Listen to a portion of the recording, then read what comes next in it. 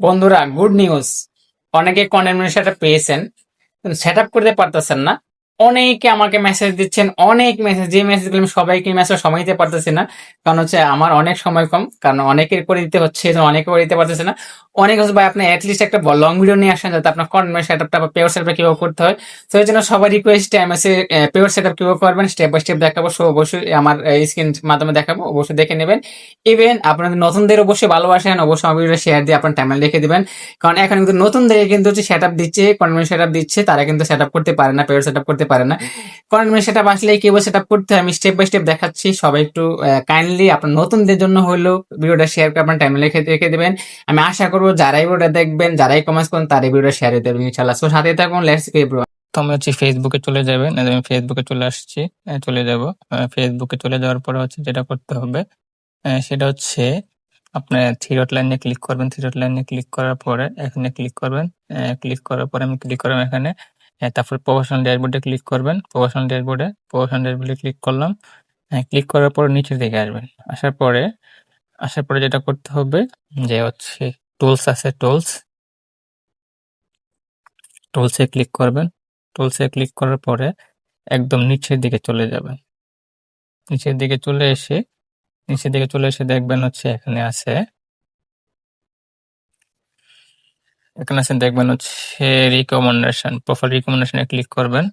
রিকমেন্ডেশনে click করার পরে এখানে আসবেন। আসার পরে হচ্ছে এখানে দেখেন লেখা আছে যে হচ্ছে মনিটাইজেশনে ক্লিক করবেন। মনিটাইজেশনে ক্লিক করার পরে দেখেন এখানে হচ্ছে আসবেন যে সি অ্যাভেলেবলে ক্লিক করবেন।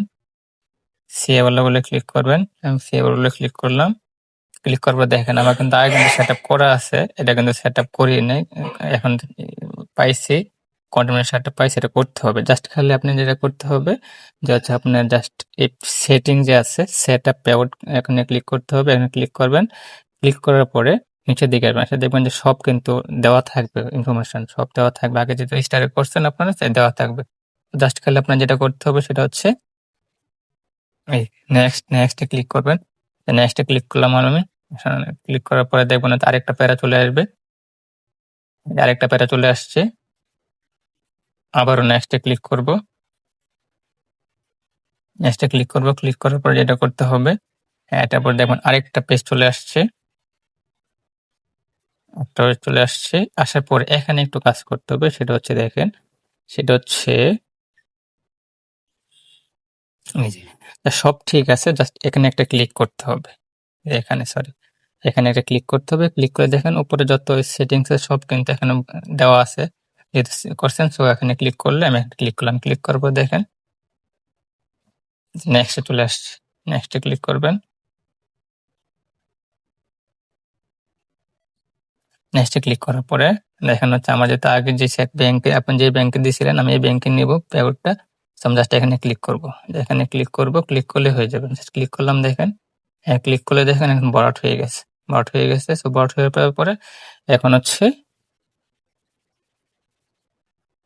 লিঙ্ক দিয়ে দিবেন। লিঙ্ক দিলে হয়ে যাবে।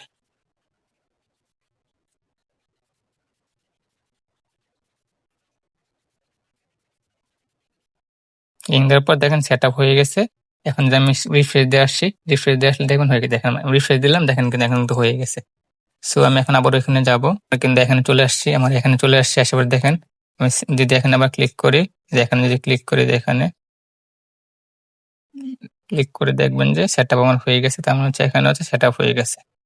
সো এইভাবে আপনার করে ফেলবেন। না পারলে অবশ্যই সাহায্য নেবেন ইনশাল্লাহ।